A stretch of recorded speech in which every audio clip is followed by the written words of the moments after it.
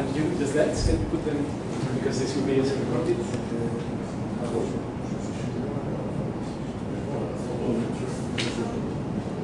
Okay, so welcome everybody to the last seminar of the season, let's say. So, well, it's a pleasure to have here Gourab. Just a little about his history. I mean, he's from New Delhi, from India, and then he did the BS and the Master in London, in the University of London. From that, he went to University of Michigan for a postdoc. And PhD. PhD. PhD, actually. Yeah, right. Yeah, that's true. It would be impressive if I go from undergraduate to postdoc directly. And then from there to, you were in Northeastern as a postdoc and also in Harvard. Yep. No? And after that, he's now in Rochester as an assistant professor. And he's going to talk us about the statistical physics of ranking. So it's a different topic. He's now also working in mobility and networks. This is essentially how we started to write. I hope that this continues. So, the floor is yours. Thank you very much, Jose. I just want to say at the outset that if my talk seems a little bit rambling, it's because I had a very interesting journey to get to here. It was very, it was full of, as Jose was telling me, it was like the Odyssey. So if this doesn't make any sense, I blame United Airlines and the weather. So with that caveat, don't be too worried about the fact that the title here is a little bit different from what I had in the abstract. That's because there's not enough space, and really it's more a general talk about the statistical physics of ranking. But a little bit about myself, so I'm at the University of Rochester, and I'm in all these departments, but it's really, I'm in the Department of Physics and Astronomy. And ostensibly my training is as a statistical physicist, but I work on sort of dynamical systems, game theory, econophysics, networks, and you name it. And of course, a common tying frame between all of this is complex systems. So I essentially work in complex systems. That's my main area of research. And just to be a little bit provocative and also in line with what Jose told me, is to give a brief intro as to sort of like, the fundamentals of what I do, some of the students here. Let me define what complex systems is. And this itself is a very controversial topic. I remember when I was at the Santa Fe Institute, there were seminars on the definition of complex systems. There were fists exchanged and there were blows, and no one really came to a consensus. In my mind, it's a very simple thing. So a complex system basically covers most things in life, in the sense that these are things which are made up of many, many interconnected parts, such that the behavior of the whole system is greater than the sum of its parts, right? So in a mathematical perspective, that means there's nonlinearity, right? Because if it was linear, then each of these components would just be copies of each other. So that's not very interesting. So the nonlinearity and the fact that these are interconnected parts really is what makes it a complex system. So a good example of that, for example, is a financial market, right? The financial market, you have people buying and selling goods, and the market exists because of the fact that you have people buying and selling goods. If you had a single trader, there would not be a market, right? So the complex system exists because of this interaction. Regarding nonlinearity, I don't know if any one of you have invested in the market or followed the news. It's usually a disaster.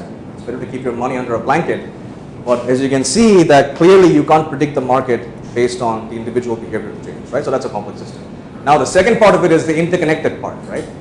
And the interconnected part is what leads me to the idea of complex networks. And just to give you a very brief idea of what are networks, what do we care? Well, a network is just a bunch of dots joined together by lines, right?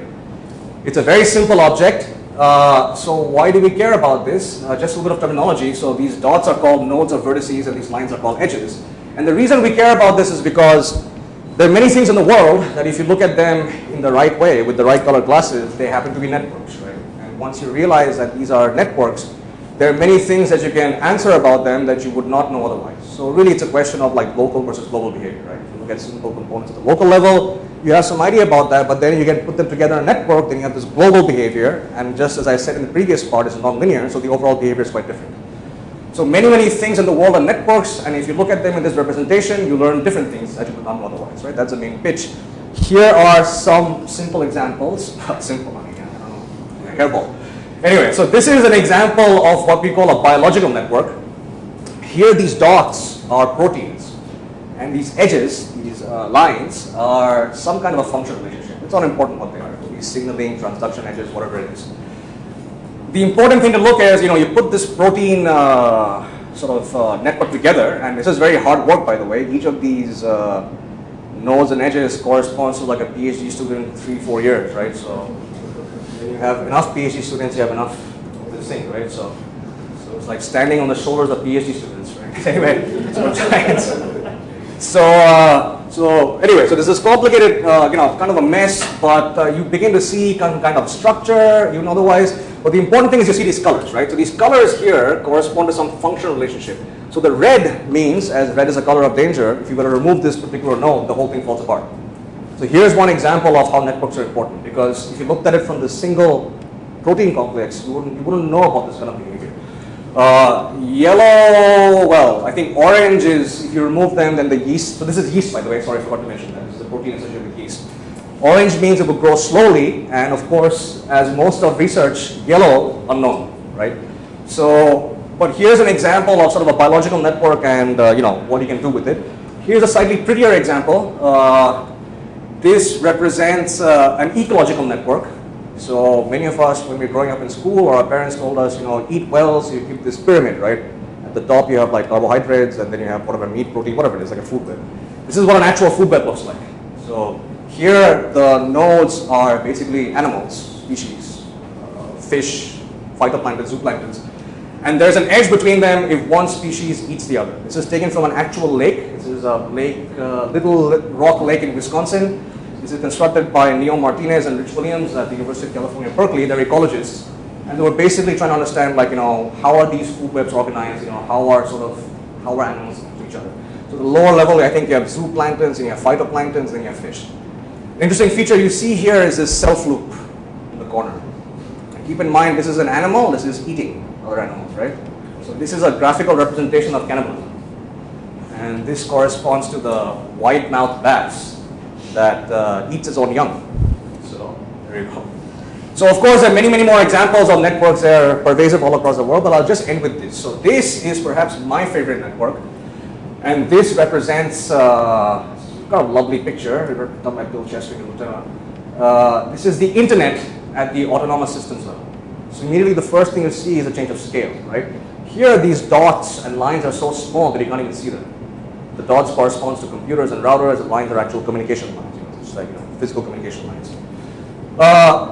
So the thing is, when you see a picture like this, I don't know what comes to your mind. I mean, okay, fine, it's a pretty picture. I mean, there's not too much you can say about the internal stuff, but what you see at the global level is some kind of structure, right?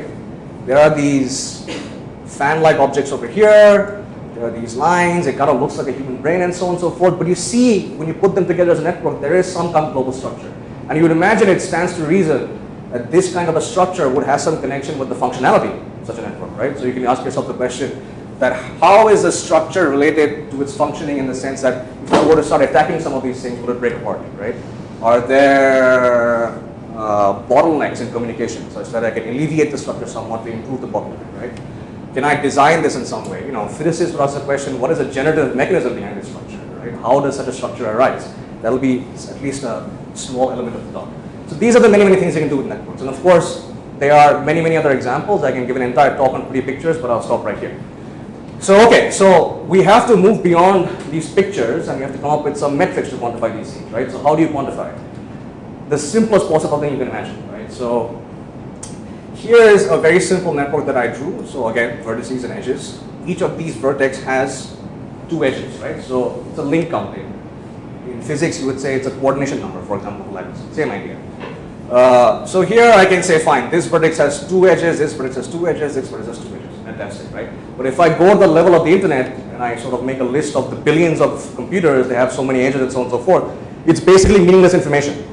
So instead what you can do is you can do a histogram, right? So we just make a histogram, and it may look something like this, where the vertical axis corresponds to a fraction of vertices that has that number of edges.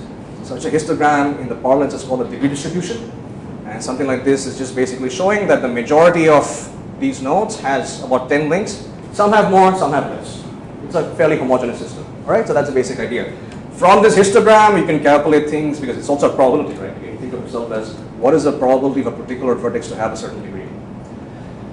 The standard way, you have sort of the probability sum rules. You can calculate the first and second moments. You can do all kinds of things with this, right? And even at this very simple level of just histograms and these simple moments, there's a lot to learn about networks, some of which is the subject of today's talk. So, the connection to physics, where did it really come from? Here's an example of another network. This is obviously a very, very small snapshot of the World Wide Web. Here, the nodes are web pages, and there's a link between them if there's a hyperlink from one web page to the other. So you go to a web page, there's a hyperlink, you click on it, you go to some other web page. That's a network. Here, of course, you have a notion of direction because hyperlinks have a direction. They may be bidirectional or unidirectional, so you have to account for that. And this is a very, very small sample of the World Wide Web. Now, it turns out the World Wide Web is not the same thing as the internet. It's actually a virtual network. It's an information network, right? And it's practically infinite. An example of this is if you go to the so-called page of natural numbers. If you go to the page of natural numbers, it will say, hi, I'm 1. Here's my friend 2.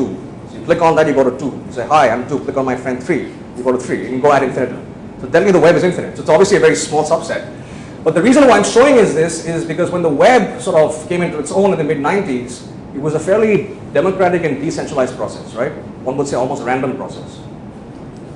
And there are famous results from graph theory which suggest that if you have basically a random growth of a network such like this, you would expect to see a distribution like what I showed you before. In other words, most of these web pages would have the same number of links, fairly homogeneous, Poisson distribution. When we had the ability to actually measure it, it was very different. So we found that it was not like this, it was in fact the opposite. So this is the distribution on a log-log scale. It's a straight line, which means it's power law. To put in simple terms, it means that actually most web pages have a very few number of links, and some of the web pages have a disproportionately large number of links, right? So this could be, for example, my web page. So I have one link, my mom connects to me, right? This is like sort of the New York Times or Jose, who's a superstar. Okay, so these power laws, and of course this happened about the late 90s, and it was the first time that the web was actually measured. So this got people excited, mostly, and here's the power law thing. Oh yeah, what I mentioned. So I mean, just visually, something like this would represent sort of the United States highway network, where things are mostly, most roads have 3 or 4 intersections. Something like this would represent sort of the airline network, where you have sort of hubs and spokes, right? That it means like, some of these hubs have most of our connections. Just a visual representation of that. It turns out that at the time, when you looked at a bunch of different networks, I mean, let's not worry about what they are. Most of them, right? They seem to have this particular behavior. So none of them really look like that simple Poisson sort of like, homogeneous kind of distribution. They all have this heterogeneous distribution. And if you measure them, again, to first order, that's why this part is very important, not all. They have this kind of form where there's some bound in the exponent. So really, that's what got physicists very interested in this particular thing. Because number one, when they see sort of power laws, it comes to mind critical phenomena and the divergence of the correlation length and so on and so forth. That was completely misguided, but that has got nothing to do with this at all, right? But the other thing is that there is a sense of universality. Why is it that all these multiple systems that are ostensibly different have the same behavior? And that's what sort of got physicists involved in this field in a big way, this kind of appearance. And of course there are other reasons, but this is one of the reasons. But beyond interest to physicists, the fact that things have this particular structure have real consequences. So let's call it the role of topology.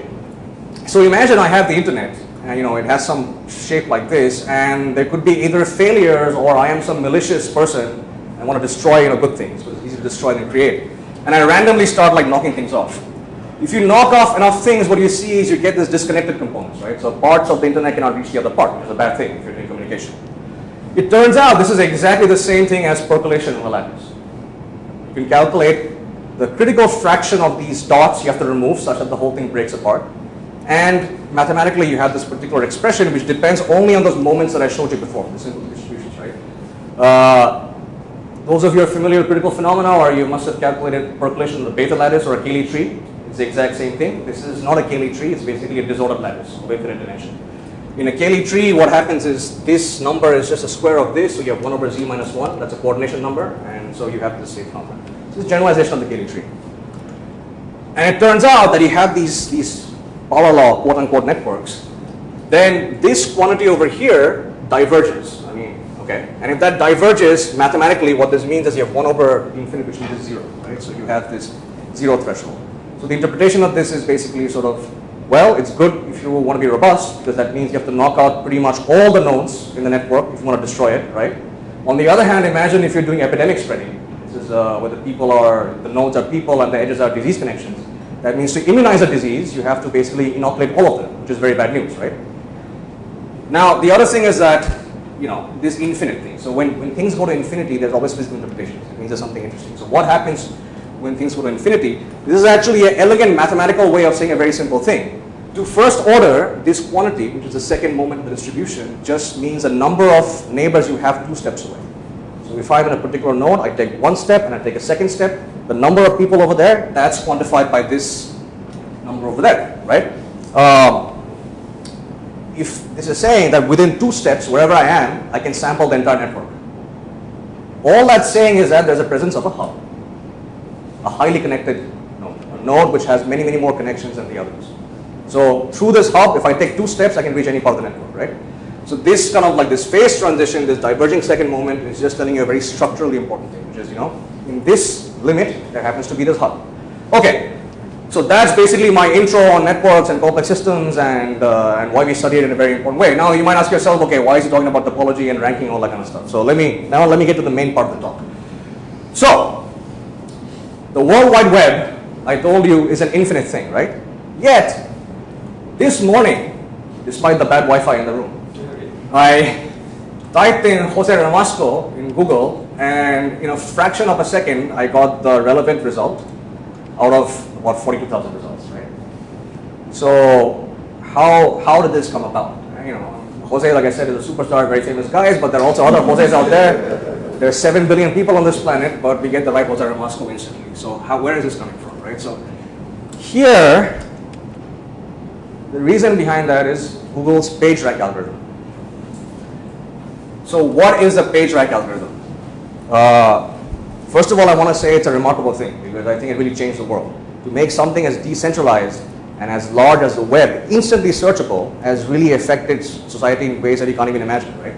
So I think this is one of the most major developments of the last 15, 20 years, the success of Google and its algorithm. But the idea is ridiculously simple. So here's a mathematical equation, right, of how PageRank works. Let's not worry about that for now. Basically what they did is what I described to you in terms of how the web is created. So you go to a web page, you click on a hyperlink, you go to another web page, click on another hyperlink, then you go to another web page, and so on and so forth. So what you're doing is you're basically doing a random walk on the network, right? The thing is that if you repeat this experiment many, many times, or you create an ensemble of such random walks, then you start to get visitation probabilities, which means that if I repeat the experiment a billion times, then 30% of the time I'll visit web page A, 20% of the time I'll visit web page B, and so on and so forth. These percentages are the PageRank values, that's all. And you order them, and that's how you get PageRank. Where does the structure come in? Clearly, if you have many, many connections, it's very likely that someone is going to reach you, right? So that is encapsulated in sort of one part of this equation over here. But the nice thing about PageRank is that because it's an iterative eigenvalue equation, it's not just how many people connect to you, it's also who connects to you. So that thing is also encoded in this thing. The final part is that the PageRank values, if you think about it, really are nothing but the basins of attractions of random walkers, right? But you might get stuck in a particular part of the network if there are lots of loops. You might bounce around. So there is another value over here which just resets it to a different part of the network. So these 3 ingredients, you put them together, you get PageRank. And that is something like this. So here are the nodes, size according to the value of their PageRank, and here are the links. So it's the simplest idea you can possibly imagine about search. It's basically a biased random walk with reset, right? But it's worth $150 billion. So, so next time you work on something new, have hope. Okay, so the first thing, and interesting enough, when I actually read the original paper, these guys, Page and Brin, who wrote that, didn't even realize it was a random walk. They just came up with some kind of algorithm. So they didn't even realize how simple this actually was. But it's a remarkable thing. And of course, PageRank now is far more sophisticated, but really, this was the essence of how things worked in the beginning. Now the thing is, and this is the reason why I showed you those pictures before, there's a method of the madness. You can imagine that there is no reason why this idea has to be applicable only to the web, right? Because nothing in this algorithm says that the node has to be a computer, the edge has to be a communication line. It can basically be applied to any framework. And people realize this. And one of the things that they did with the food web, which is very, very interesting, is they used sort of these same ideas of PageRank to identify those species in the system, which are called keystone species. In other words, if I were to remove that species, the whole ecosystem collapses.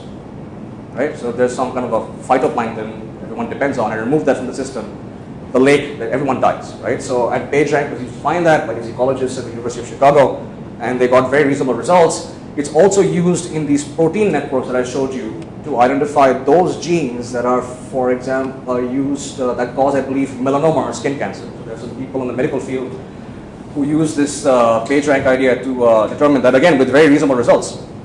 So the basic thing is that, this whole idea of Pagerank, which we know has worked very well on the web and works very well for Google, has transcended that, because the idea is straightforward and can be applicable to a variety of systems to find the important things. So it's used in citation networks, in ecological species, genes.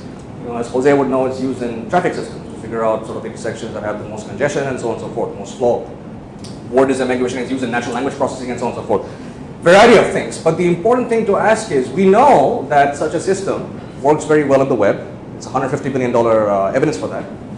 How well does it work on these systems which ostensibly have manifestly different topological properties? They're not the same size. They might be wired in different ways.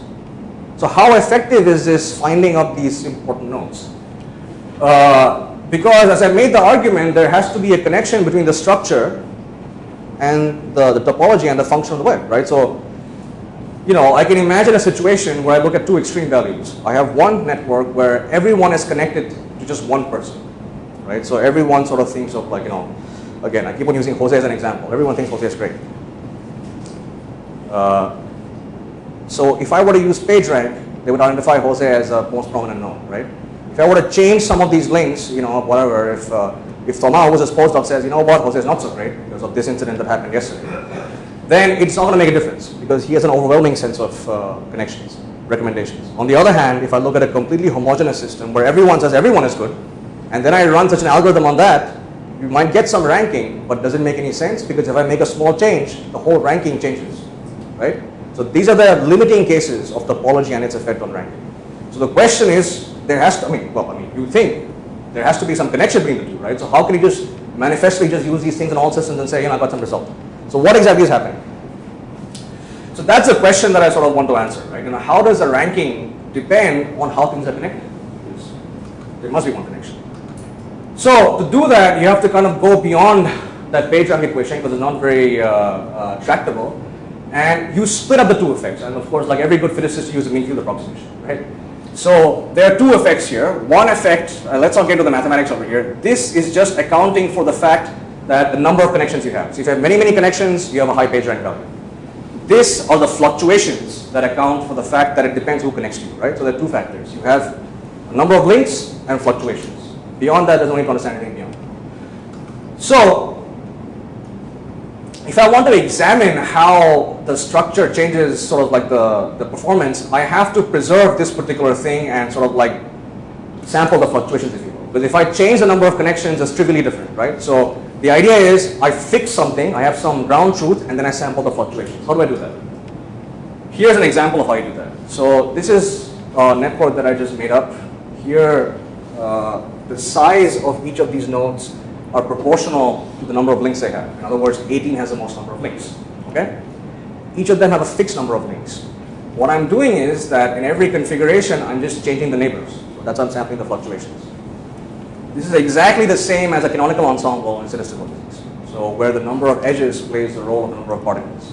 So you just sample every single ensemble and look at the equation of state in some sense. That's what this is. If I were to change the number of connections over here, then it would be the grand canonical ensemble. So it's exactly the same thing as doing statistical physics. So anyway, so as I'm changing this, what's happening here? What's happening here is that in every configuration, I'm calculating the Pagerank value, okay?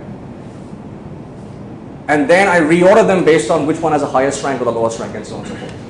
So there are two interesting features that you see. Number one is that there's this thing on the top which is 18, which despite all these configurational changes, pretty much always remains at the top. Nothing really happens. The really interesting thing ones, in my opinion, are what's happening to the other ones, so the green and purple. There you can see that with each configuration, there are massive fluctuations in their ranking value, in the Pagerank and so on and so forth. So they go from the top to the bottom. So the question you want to ask is, number one, why is it, or what makes this thing so stable?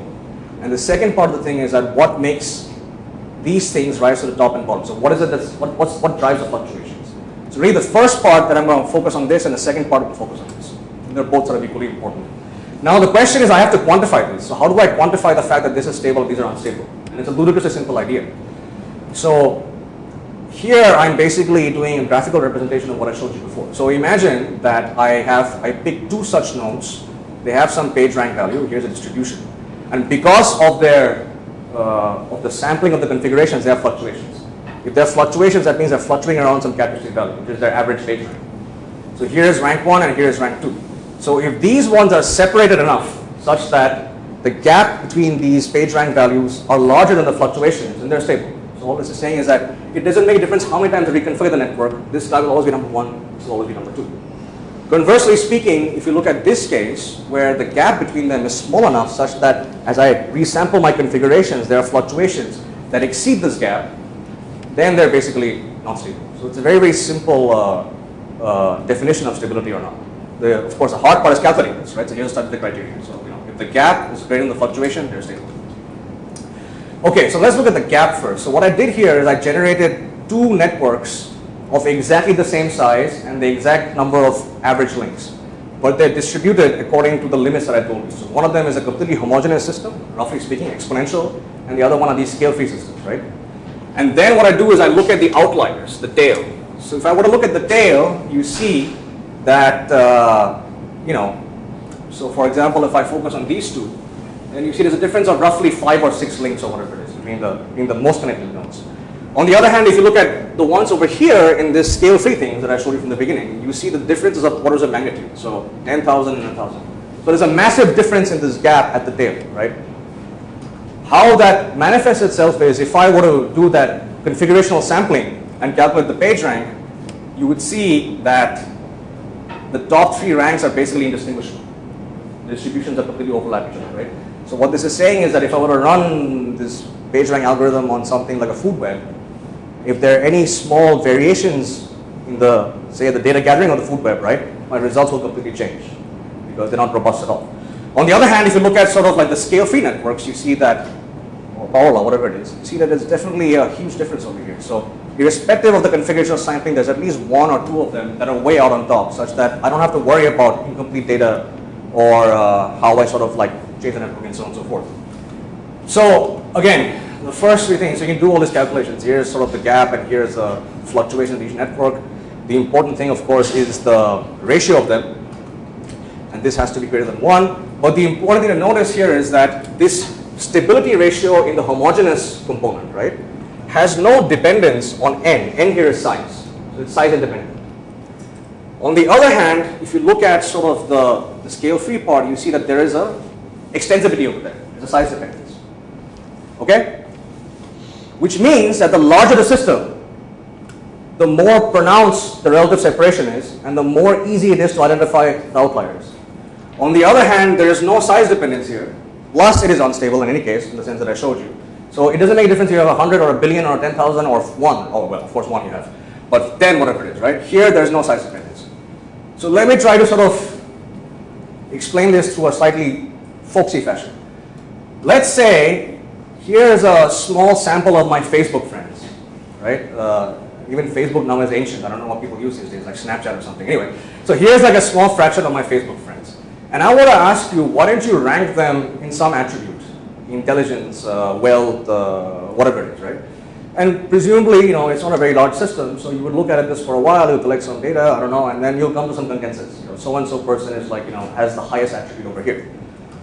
If I were to tell you to rank all my Facebook friends, then you would throw your hands up in despair, right? It just exceeds your cognitive limits. However, what the results are showing is that in exponential systems, or systems that have exponential, or those that fall the exponential universality class, if you're going to rank attributes based on that distribution, then yes, you're absolutely right.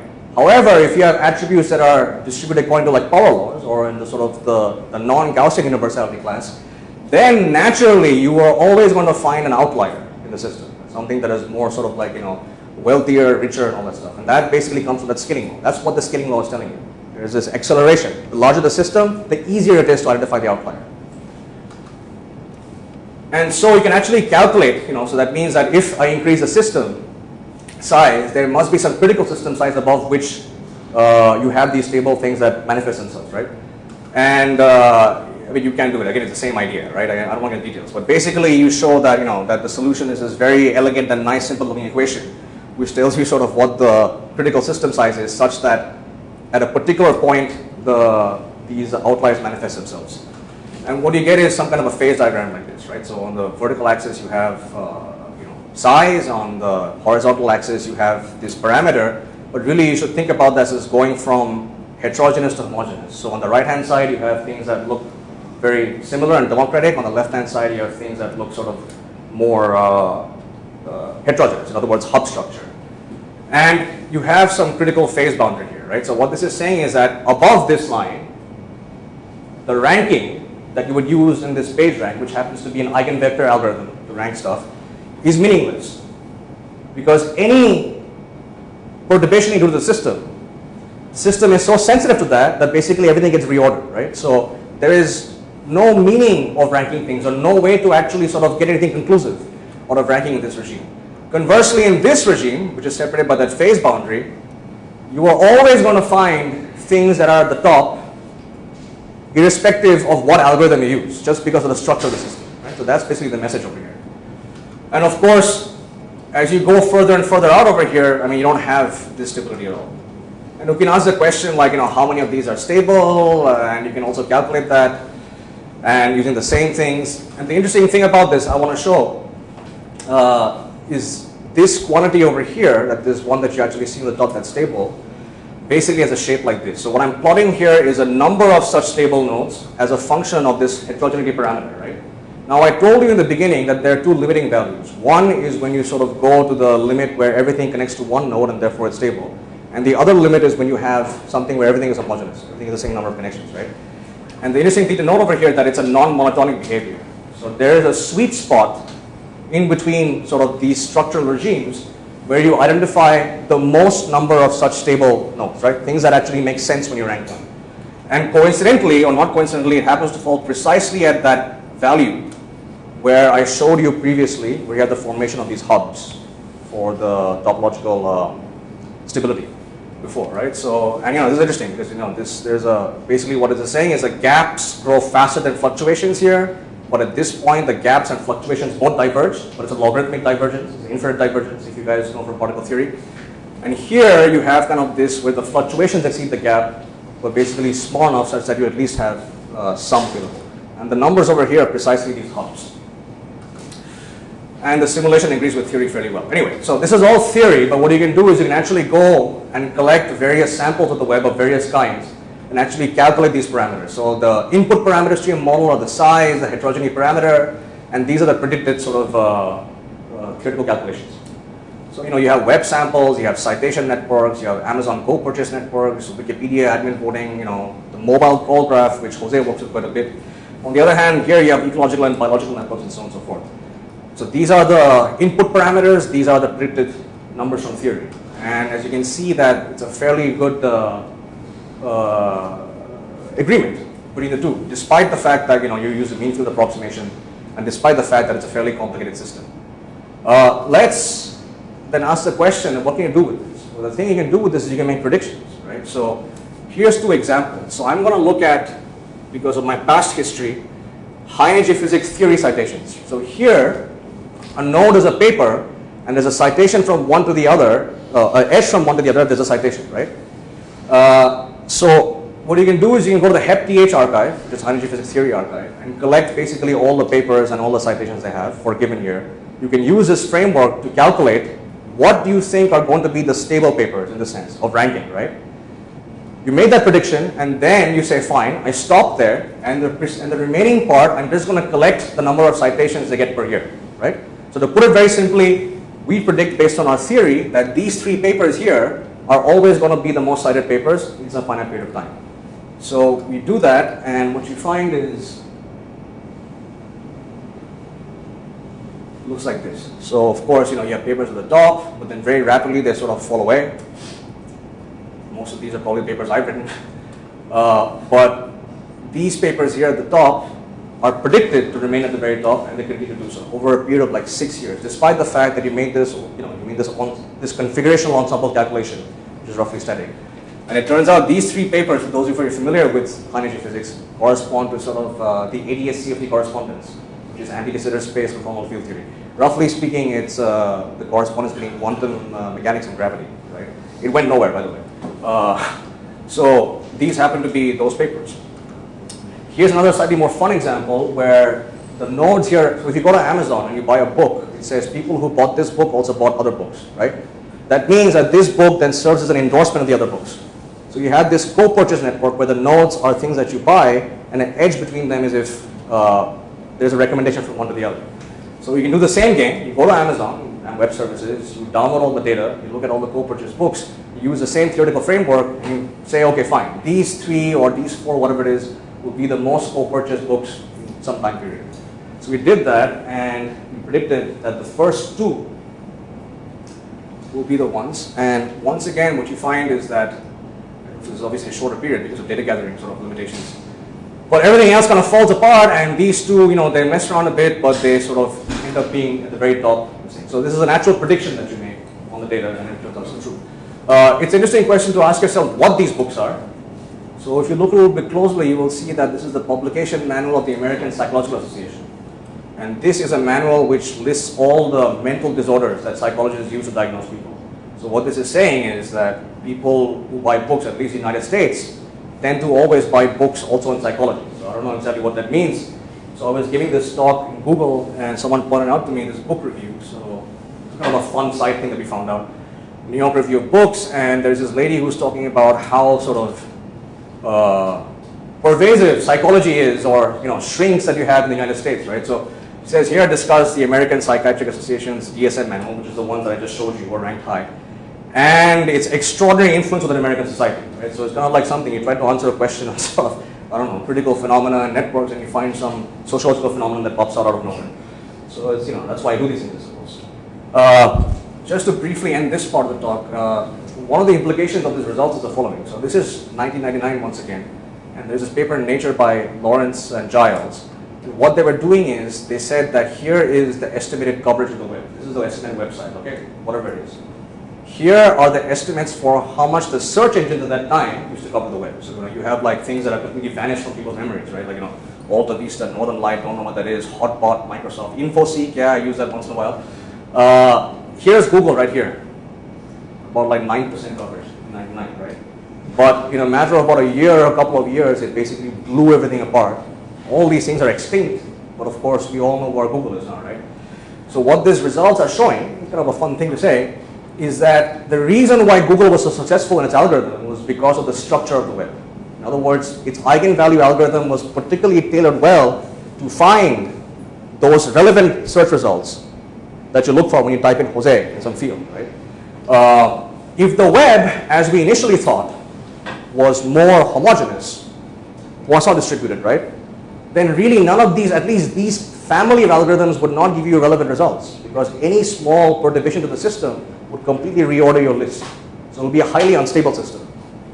And the other thing is, of course, the larger the system gets, as I showed you, the extensivity, the more relevant and more accessible the results are, right? So number one, the structure of the web. And number two, it got larger and larger, so basically the relevant results are easier to find.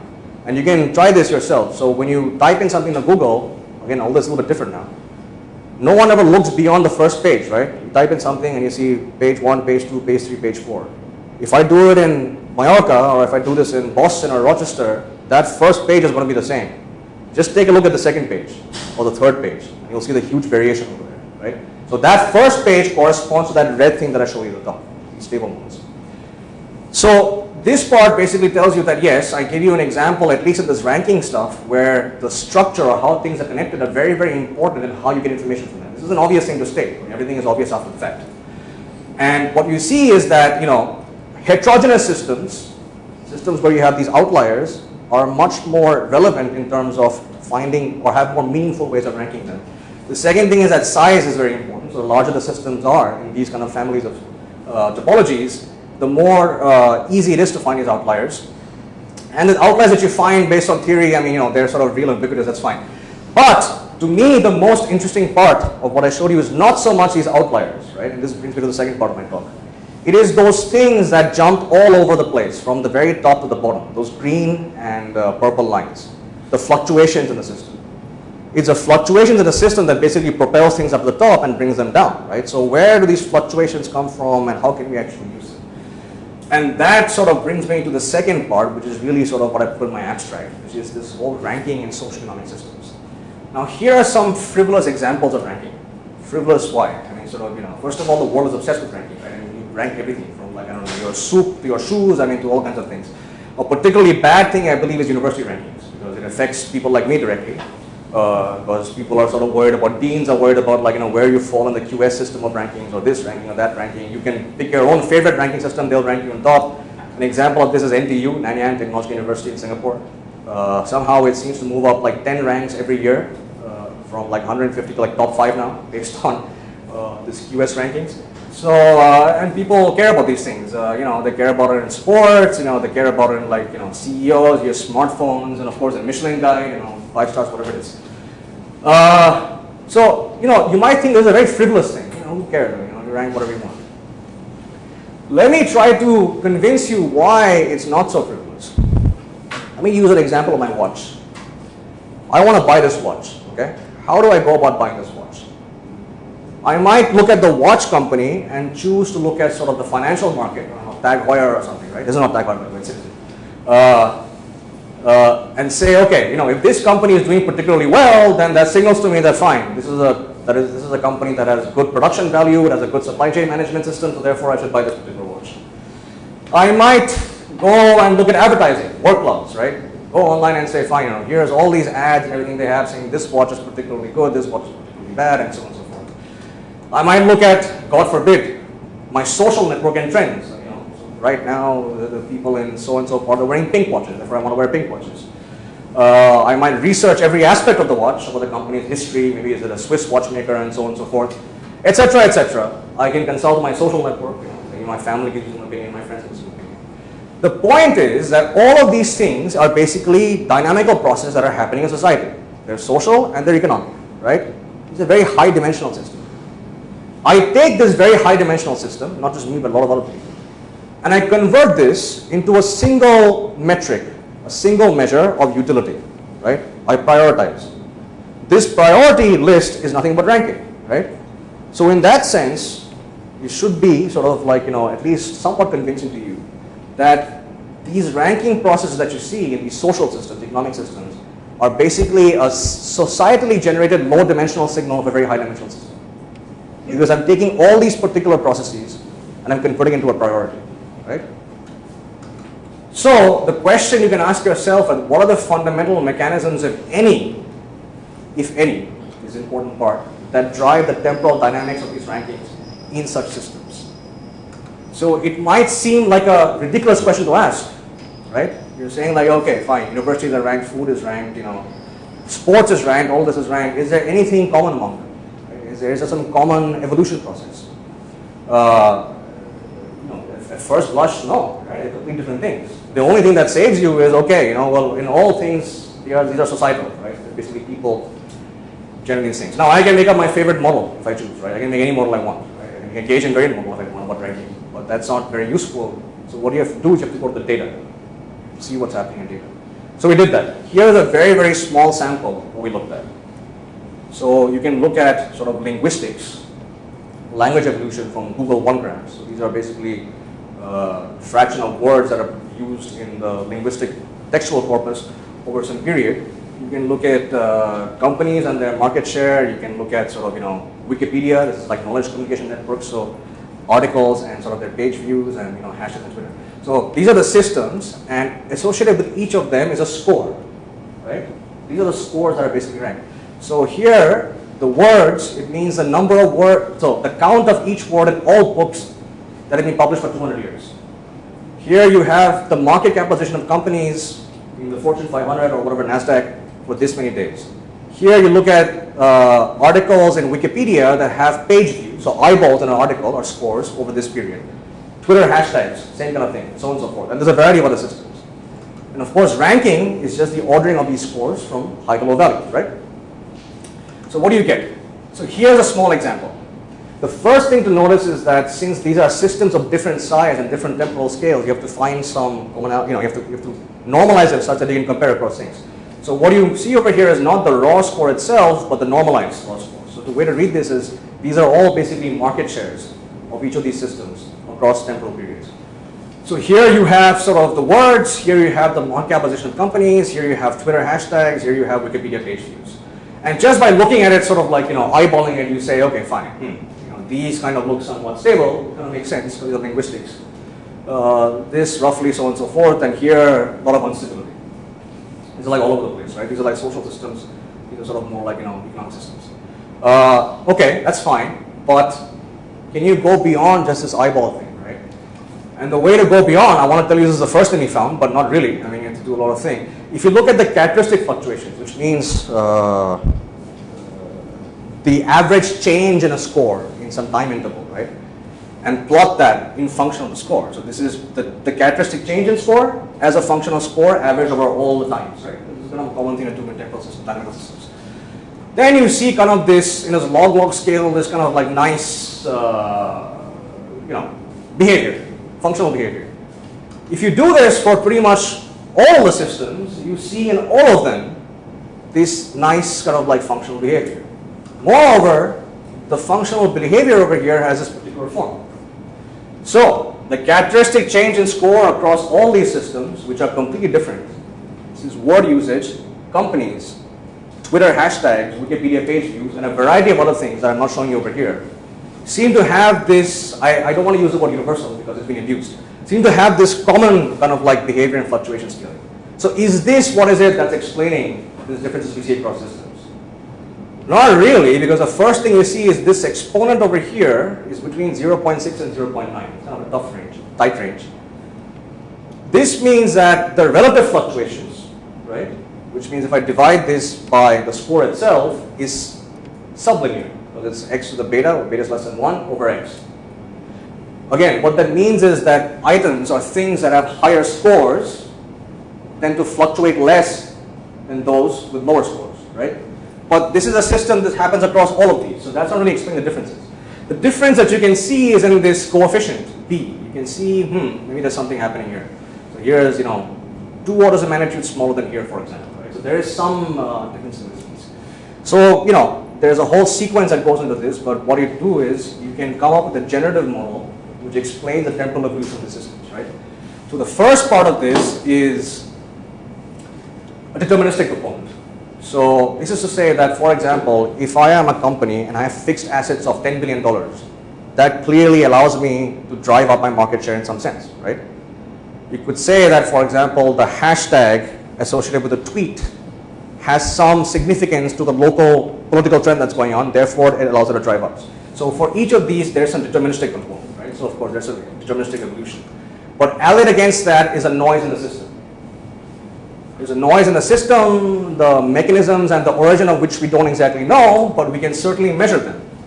So you have this complete Langevin type equation where you have this deterministic component, you have this noise component, and you have some coupling constant. Now the point is, they take on these particular forms, but each of these forms that you can take on are phenomenological parameters because you measure each of these from the data. So for example, the fluctuation scaling that I showed you, that sigma equals b to the x to the beta, is a term that comes over here, right? The deterministic component you can also measure, and this particular last part is a coupling because everything couples to everyone. It's a market share outflow, right? So you have these three essential components. And of course, this noise component here is a delta correlated white noise for the moment. So once you have this Langevin equation, you can start asking questions like, given the fact that I have a particular fitness, in other words, the question is, given that Apple has fixed assets of $15 billion, what is its likely market share, right? So given with this Langevin equation, you can go to the Fokker-Planck equation, which tells you the probability density of the thing. So from the Fokker-Planck description, you can calculate this particular thing. Of course, now there are technical issues about equilibrium and non-equilibrium, which will come into in a bit. So what we find is two kinds of behavior. So at some critical value of this noise coefficient, which seems to be what's driving the differences between these two, you have a distribution which looks like this. In other words, it's peaked at some characteristic value of its fitness, okay? Temporally looks like this, basically. So here's your evolution, here's your desired score. Your deterministic solution would be this, but of course around that you have some characteristic fluctuations. This is what this looks like. That happens at some value of this noise coefficient that is less than some critical value. Above this critical value, you have something which looks like this. So as you can see, the value is broadly distributed across the full range, and visually it looks like this. So here's your deterministic solution. Here are the fluctuations around it. So if you average over all this, it doesn't go that. It's just all over the place, right? And that happens at this critical P that you can calculate from this framework. Okay, then you can say this is to do with score, right? So how do I associate ranks to this? And what do I mean by stability? Well, it's the exact same idea as before, which is why I showed you the first part of the talk. To define, you have the distribution, which I calculated, and to characterize them as stable or unstable, you use the same idea, right? So you got that part. So what happens with that? What happens is you get this phase map, this dynamical phase map, I like to call it, where you have these regimes. So the two parameters of interest are your noise component and your deterministic component, right? Here you see sort of like these three different regimes, which I call rank stable, score stable, and unstable. These are separated by these boundaries. The boundary that I showed you in that example right now corresponds to this boundary over here, right? Above this boundary you have your thing. Now the nice thing is that this, just visually, it should remind you of something like this, which is a phase diagram of water, right? So you have like a solid, liquid, and a gaseous phase. So what is the corresponding solid, liquid, gaseous phase here? Here, the solid phase is the rank stable phase, where basically the example that I showed you, you have two peaks that are pretty much stable, right? They fluctuate, but they are held in position. So there's no swapping. The liquid phase is when you still have a characteristic score, fitness value, but because of fluctuations, you always swap these ranks, right? So it's like molecules not fixed in position, moving around. And the gaseous phase is basically pure noise. So that's where your value fluctuates all over the place. There is no characteristic value. It's completely chaotic, right? And you can actually place the systems on this phase map, and actually the sizes here are according to like what fraction of the elements are in each phase. So you can see that the linguistics, as you imagine, is completely stable. Language evolves on a much slower time scale than these other systems anyway, right? You can see that sort of the market capitalization companies are somewhere in between, and you can see sort of like, information and social trends are completely unstable and so on and so forth, right? So the remarkable thing is, first of all, you ask the question that, I take all these completely unrelated social systems, I look at their temporal evolution, and can I find something common about them, right? And it is quite amazing that you can actually describe them, at least qualitatively, with a single Langevin type equation. You can convert them into this lower dimensional noise deterministic component and place the systems on a map. So, the interesting thing about that is, of course, number one, as I just said, the second thing is that, of course, noise seems to be the important, or the fluctuations seems to be what's determining sort of like the evolution of these particular systems, how stable they are, how unstable they are, and so on and so forth.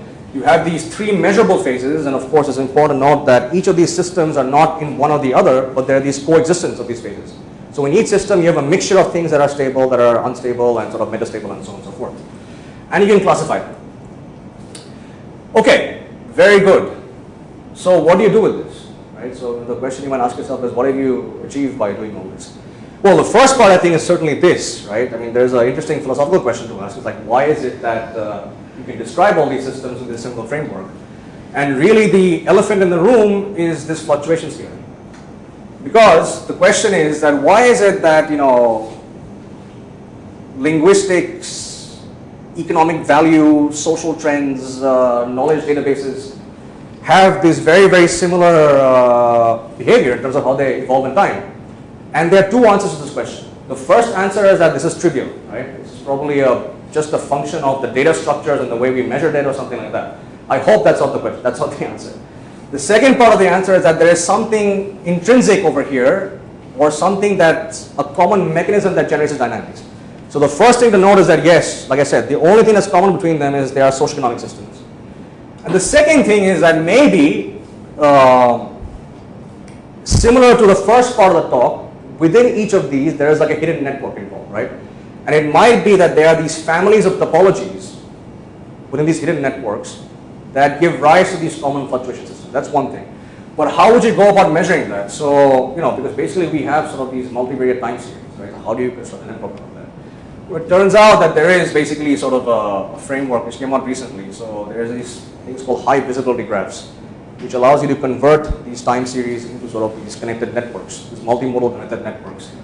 And moreover, there's also a framework to look at motifs, or basically what are overrepresented patterns, right? So one possibility is that if you look at that sort of those systems, you construct the hidden network from the time series, and if you were to look at these motifs, you might find commonalities out there. It might be some overrepresented sort of pattern of connections, and maybe that's what generates the common fluctuation scaling. That's one possibility, but really what you need to do is you have to sort of like dig a little bit deeper, and maybe another way of thinking about this, phenomenologically basically, is that things, when people study like human mobility, they have this phenomenological theory where, you know, the pattern of people's movement has this kind of like behavior which is very similar to what you see in material science, but there's this new diffusion behavior, right? So there's something called ultra slow diffusion, which is similar to the Sinai model and so on and so forth. So there is an anomalous diffusion framework which is being applied pretty well to sort of mobility patterns, and it turns out that if you were to take these mobility patterns, if you look at, for example, the most frequently visited locations by individuals and rank them and look at the time series, the equation that describes their evolution is exactly what I showed you prior to the other system, right? So there is some commonality there. So then one might say, fine, I can study this system in an anomalous diffusion framework where I look at the mean square displacement, try to figure out whether the ranking or the instability and stability thereof is basically a function of sort of, you know, is it a superdiffusive behavior, is it subdiffusive? But in the end, you still don't get the mechanism, because the fundamental question is, what is the mechanism, generative mechanism, that leads to the value of B and what leads to the value of beta, right? So the ideal situation is you would have a master equation for each of these systems. From this master equation, you could probably use a Martin-Ségier-Rose framework to get some generalized Langevin equation. Presumably, my feeling is that the noise that we measure over here, they're not these simple Gaussian uncorrelated noise. They're probably colored correlated noise. So if you had the master equation, you would know the noise correlation structure. The noise correlation structure would automatically give you some idea of what the mechanism behind this particular scaling is. And once you have that particular system, then fine, you have to adapt it to each of these, and then probably you can make better predictions. So you can actually say, the dream is, give me some measurable scalar parameters from my data. I would take these parameters, plug it into my model, and give you a prediction based on probability, saying, given these environmental trends and conditions, here's a 30% chance of this sort of rising to the top, this going to the bottom, and so on and so forth. Really, the question that I would like to ask is that, is there a fluctuation dissipation theorem for such systems? Just to remind you, a fluctuation dissipation theorem is, for example, a particle that moves in a fluid that basically experiences some drag. That drag is a conversion of kinetic energy to thermal energy. And conversely, there is a relation which tells you that that same particle, which is in motion, has thermal fluctuations and that vibrates, right? So there is a connection between the drag, which comes from viscosity, at least in non-turbulent drag anyway, and the thermal fluctuations, right? So is there such a similar relation, the fluctuation dissipating in these kind of systems over here? Now, the problem is that these are mostly non-equilibrium systems. So for non-equilibrium systems, there is no such corresponding Einstein-Stokes relations or whatnot. But there's this paper which gave me some hope, which came out recently. So it's kind of a different thing, but it's the same idea. So how far from equilibrium is active matter? So here they studied basically what's an Ornstein-Uhlenbeck process, which is the same thing, it's the same equations as I showed you for the ranking, roughly the same thing. And they showed that, for a certain noise correlation coefficient and some persistent times, you can actually come up with a fluctuation dissipation theorem. So these are all technical terms. What am I asking? What I'm asking is that what is the analog of drag and viscosity in such social systems? Can we identify it? And if we can identify the analog of drag and viscosity, then of course you can ask yourself, maybe I want to tune this drag and viscosity down such that things rise to the top or are more prominent. Or maybe I want to sort of like, increase it and so on and so forth. So in that sort of note, I'll taken up enough of your time, I believe, so I'm going to end there. And thank you for your time.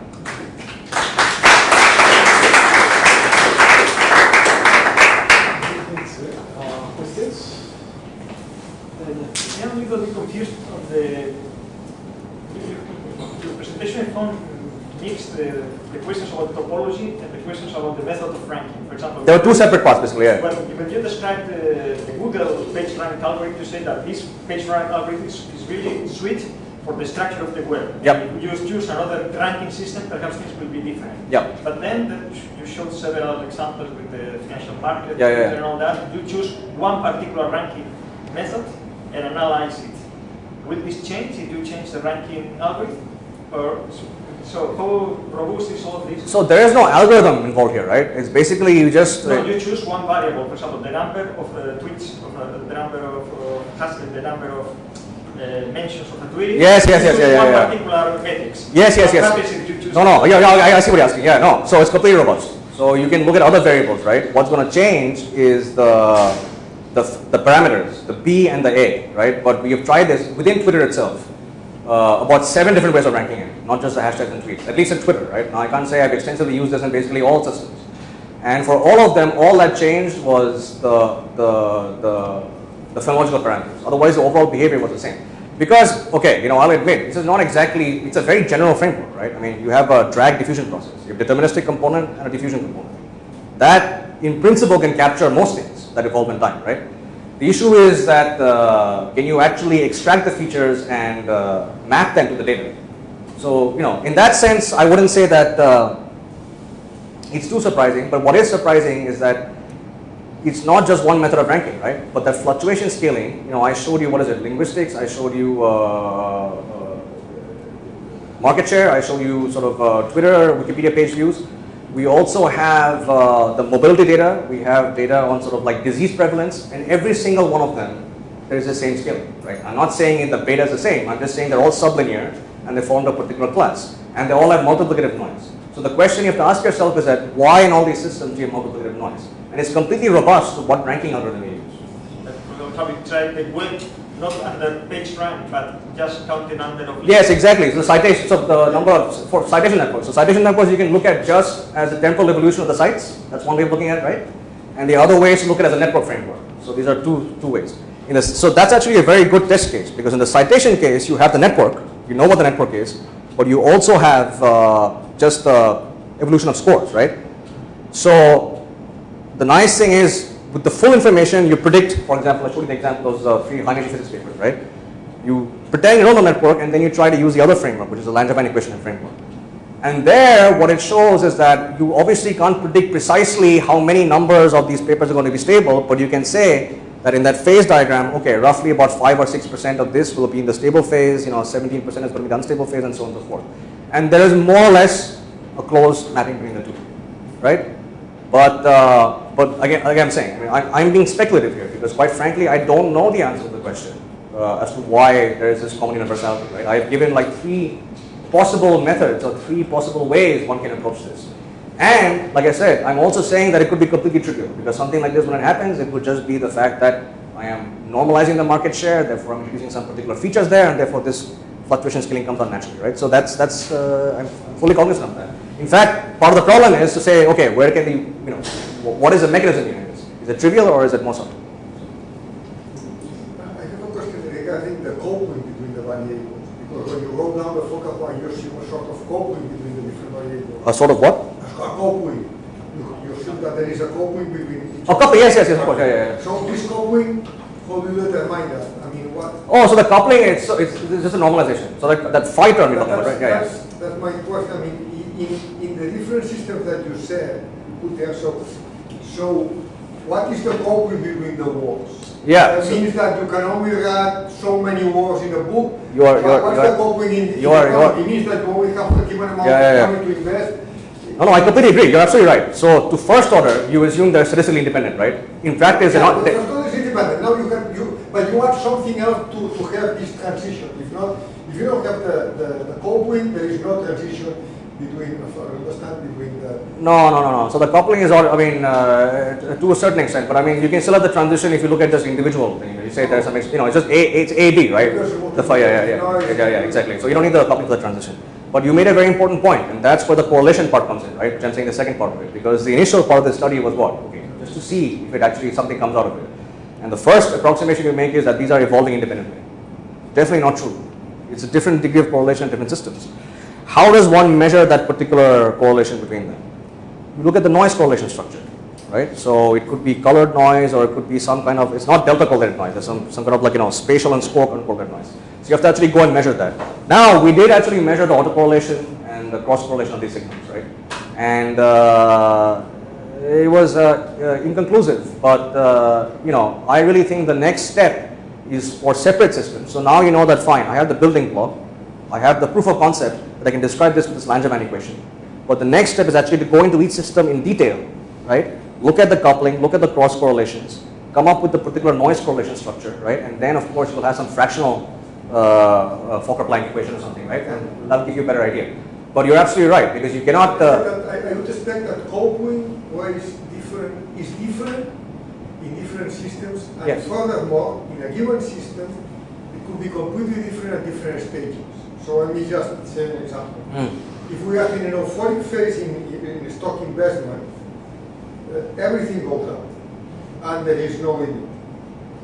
And so the coupling sense should be that there is no, it's not coupling through saturation. It's not that if you buy more shares of Apple means that Exxon is going to go down. No, everything goes up.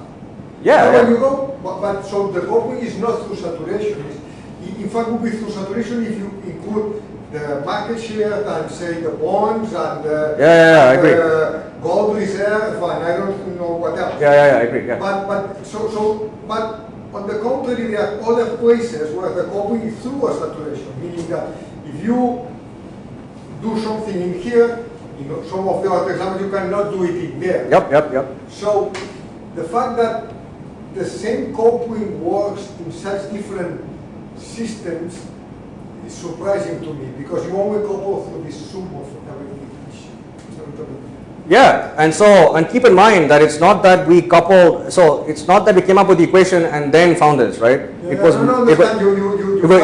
measured first, then you can start the equation. So that's why I'm saying this is interesting. So why is that? Because it doesn't make any sense, because you think that in different systems, there are different degrees of interaction, they change temporarily, right? But yet at least you find the common fluctuation scaling. So that's what I'm saying. It's either a very trivial result, or there's something very deep in there. I don't know. So that's the next part of it. Now I completely agree. So another thing you have to add over there is not just the global coupling, but the fact that there is either attractive or repulsive coupling depending on the time, right? So there will be another term which itself is temporally dependent, which will be system specific, right, to get better noise.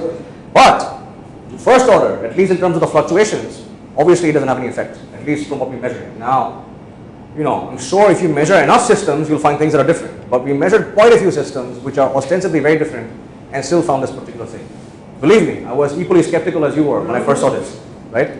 But that's why I think it's very interesting, because there is obviously a very, very interesting question over here, whose mechanisms are unclear. And I have proposed perhaps 3 tracks that one can explore, which is basically what I plan to do. But I think if one actually does this, I think one of the provocative questions one can ask is, you know, basically forget about the fact that socio-economic systems, right? These are quasi-non-equilibrium temporal systems. So there should be some fluctuation distribution theorem. So if you can write a fluctuation distribution theorem, right, then it's nice, because then you have the analog of the viscosity that you're finding, right? So I think that will be an interesting question to ask.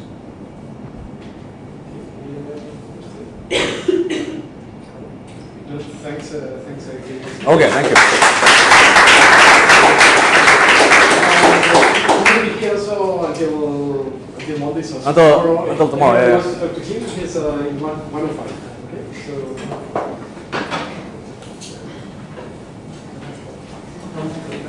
Thanks. Yeah. What happens if the real events? I mean, The what happens with real events? With events that like tails of the distribution. I mean, it's well known that in a